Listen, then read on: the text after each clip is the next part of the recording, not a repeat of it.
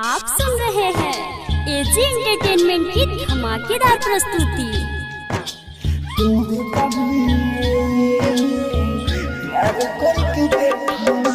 Mix by DJ Kanchan राज, हाजीपुर वैशाली।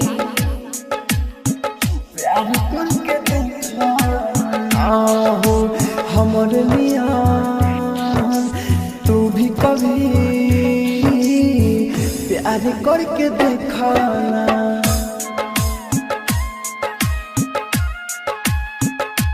हो हमर मियां तू भी कभी प्यार करके देखाना। चाहत के हमसे सनम लीजिए हार करके देखाना।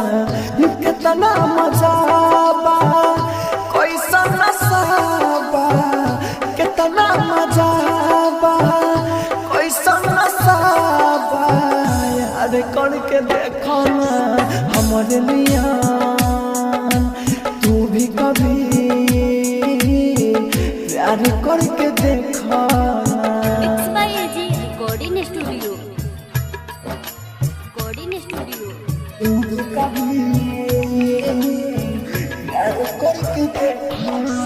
डीजे कंचन राज, कंचन राज। तू भी कभी नीम चौक चौसीमा वैशाली। प्यार करके देखाना। दिल लगा के जाने हो अपन लिया तुमाने हो, तुहरे में बसेला हमारो ही परान हो। दिल लगा के जाने हो अपन लिया तुमाने हो, तुहरे में बसेला हमारो ही परान हो। प्यार का होला टूटे न जोड़ा, प्यार का होला टूटे न जोड़ा। जे कैलाशों से पूछना हमरे मियां तू भी कभी प्यार करके देखाना। चाहत के हमसे सनम जी हार करके देखाना। कितना मजा बा कैसा नशा बा, कितना मजा बा कैसा नशा बा, यार करके देखाना हमारे लिया तू भी कभी प्यार करके देखाना। Mix by AG recording studio,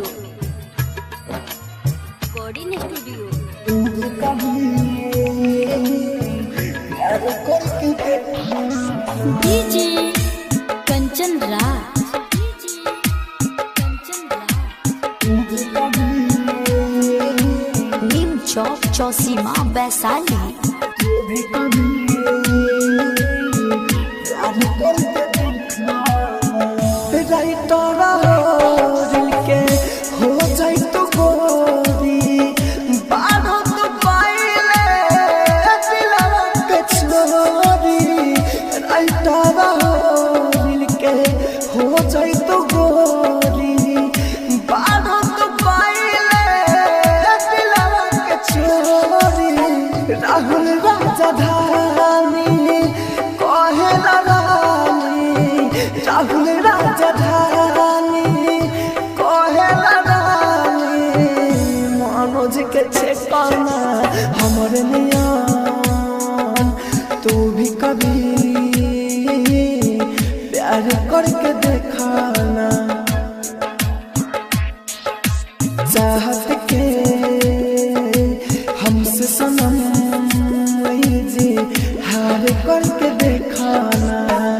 कितना मजा बा कैसा नशा बा, कितना मजा बा कैसा नशा बा, यार करके देखाना हमारे लिया तू भी कभी प्यार करके एजी रिकॉर्डिंग स्टूडियो रोशनपुर सपा।